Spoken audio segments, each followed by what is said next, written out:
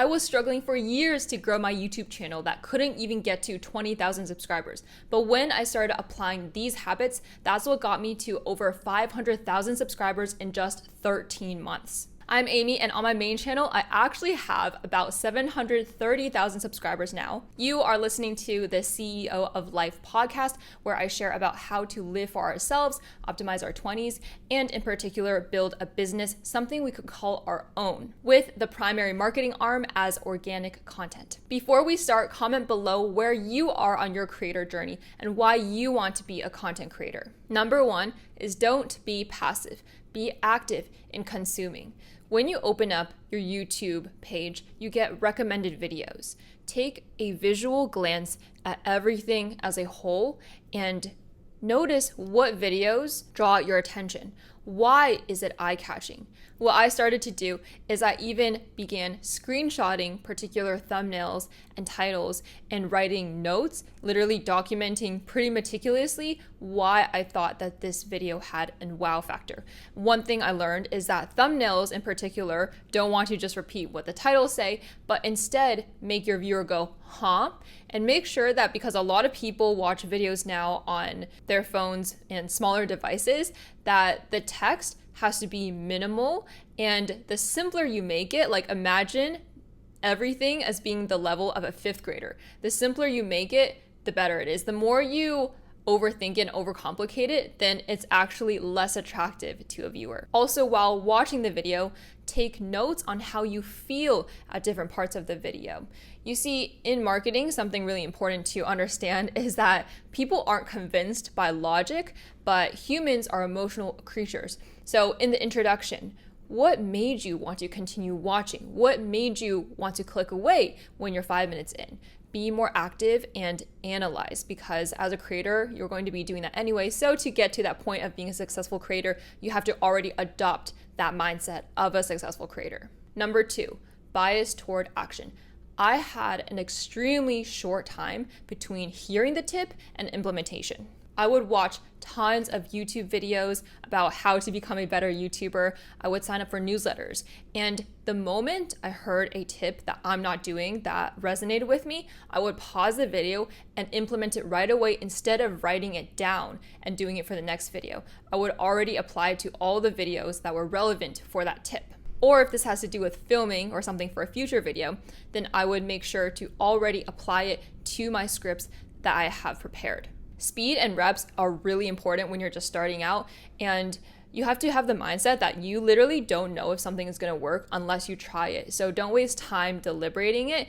You might as well put out multiple videos that are lower lift and experiment. That's a bonus tip 2.5, I guess, where you should adopt the mindset that you are a scientist experimenting. And also that way you can put less pressure on yourself for every video.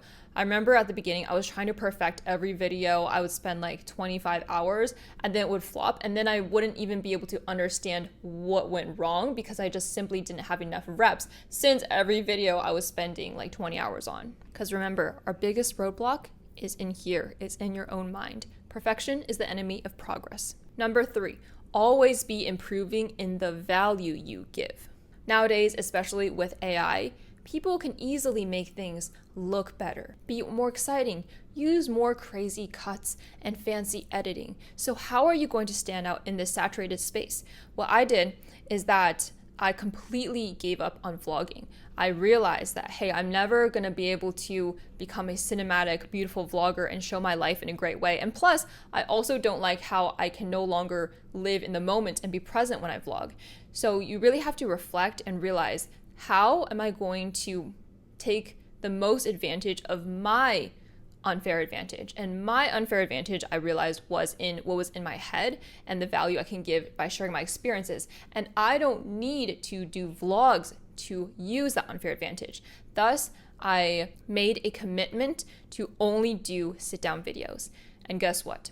Just 3 months after I made that commitment to myself to only do sit-down videos and to focus on the quality of the value or of actually using my unfair advantage, That's when my first video blew up, and in just another 3 months, I reached my first 100,000 subscribers. This tip number 3 is also really important because when you're starting out as a YouTuber, you don't have a lot of financial wiggle room to outsource more tasks. And so you're gonna have to wear like all the hats and do all the work. And so the less effort you can give to yourself to actually make a video and again get more reps in, the better. Like to this day, I still film with my iPhone camera. I plug in my $20 lavalier mic and I'm good to go. And I just make sure that the background is somewhat presentable. In a way, I've almost gotten too extreme where I'm very stubborn about how the value I provide is in what I say, such that I now refuse to upgrade my camera. If you are an informational creator, maybe productivity, maybe studying, maybe music or whatever, well, the value that you can keep improving is also by improving yourself. If you get better at your craft of being more productive by living out your life and getting more experiences, well, that is also indirectly helping your content, because there are many instances, for example, where there are vloggers that talk about their corporate lives and their viewers love them for showing the real sides of how they're productive or how they handle their career.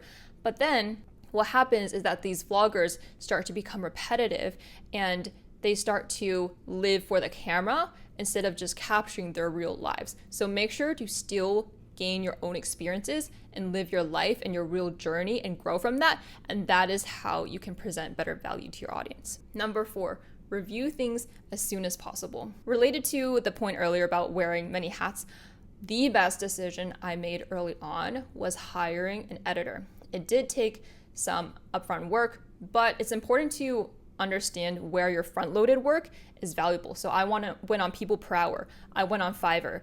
I wrote out statements of work. I wrote out detailed documents of how I wanted my editing to look. I gave reference videos and I asked for free, keep in mind, very important, free samples of work from freelancers given my raw footage. This not only helps you be able to get more reps in, but you have more mental space, which for me was important because, again, my value was in my ideas and in the actual content itself, so I could focus more energy on scripting. One mistake that I see a lot of people make when they start to outsource is that they will not review things very quickly. Say your freelancer gives you a draft of the video, okay? And then you let it sit there for 2 days. So the ball is in your court. But then you pass it back and your freelancer takes, like 3 more days or something comes up and your editor is completely delayed. Well, if you had just reviewed the video earlier, you will mitigate these kinds of hard circumstances and reduce the risk of not being able to post your weekly video. At the start of my journey, there are many instances where I got a draft of my video and I procrastinated on it a little bit. And then when I watched it, I realized, oh my gosh, there's this actually like error that has to be fixed. Now we don't have time to revise it. Or even if I think that that's a final draft from the editor, because I believe, oh, okay, the editor took care of it and it's 100% polished, I will not watch it until the day before I post it. And then I'm being a bad boss. And then I'm like, oh crap, can you please fix this in like an hour? Everyone procrastinates and you can procrastinate on your own. But when you become a manager and there's other people in the mix, you definitely want to be even more diligent and review anything you receive as soon as possible so you leave enough time in case there's back and forth and if there are questions. Number 5, set up a high conversion system. I talked a lot about quantity, but it's also about quality. If you focus on chasing virality and views and neglect to build real influence, recognition, and community, then you will have wasted a ton of time and energy. What you need is those views, those eyeballs to convert to those 3 things I just said. There are 4 main ways, so sub-tips under this tip. A, include personal details.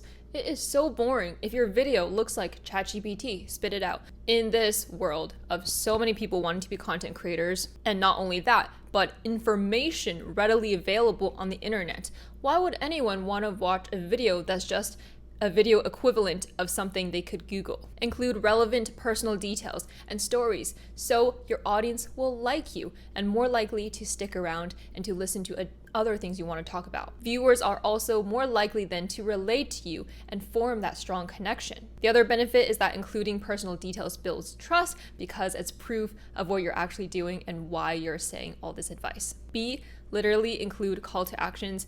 For example, in your videos, ask a question to your viewers of what they'd like to see more, such that there's more engagement. And you will then also imply that, hey, I'm making additional videos for you, so you should subscribe and stick around to get the additional value in the future. Some people say that asking viewers to subscribe is a waste of time. And it is, but only if you do it wrong. So the wrong way that is a waste of time would be like, hey, welcome to my channel, subscribe if you haven't already, blah, blah, blah, blah, and then continuing on the video. What you should be doing instead is subscribe for more blah, blah, blah. The blah, blah, blah is what value you're going to be providing them. People's attention is limited.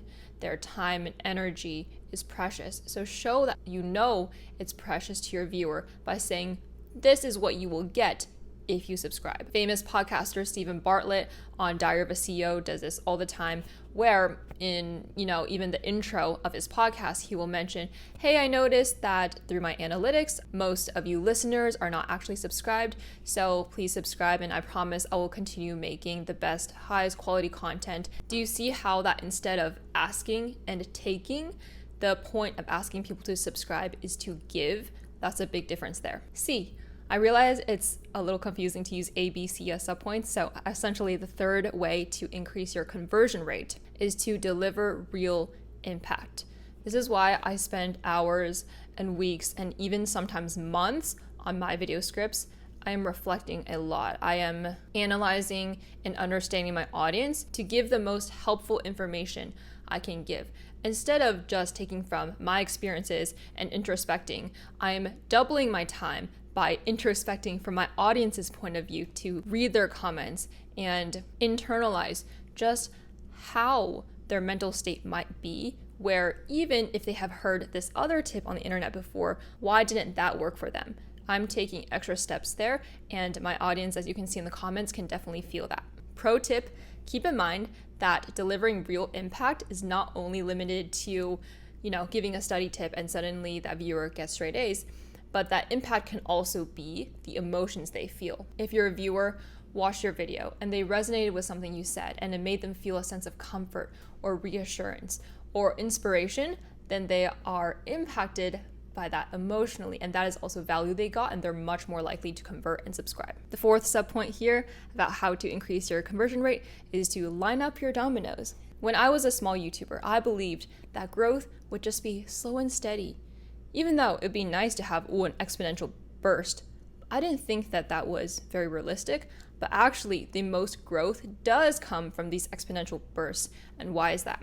Because when you create a foundation of high quality, great videos that are in alignment with each other and appeal to the same audience, then finally when you get a video that blows up like it did for me, then those viewers will get recommended your other videos.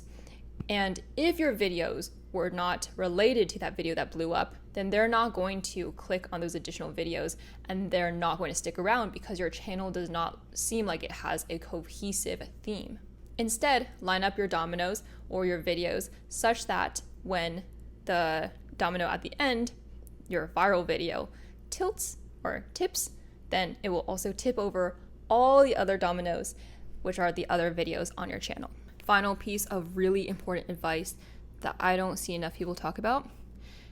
You have to be honest with yourself. Look at your channel and ask yourself, does this look like a channel that would have 500,000 subscribers? Does it even look like a channel that could have 100,000 subscribers? Like when you look at someone's channel and you have just watched a video of theirs that was really good, you go see their subscriber count, you're like, oh, I knew it. This channel definitely deserves 300,000 subscribers. Well, look that way to yours as well. Are you overhyping your video content? Maybe you need to take a hard look at what you're providing. And honestly, sometimes comparison is a good thing because literally all YouTubers' work is out there in the public for you to access and to compare to your own work as an example to see how you can grow your channel better and do the ideas you have justice. I remember many days I would be so sad that my video doesn't have many views or my channel's not growing. And then what helped is just reminding myself that, hey, I have not paid my dues. I've actually not really gone to the point where I actually deserve that growth. But eventually I made such high quality videos where people in my comments would literally say, how do you only have 10,000 subscribers? You're so underrated. And when you're underrated, you will grow.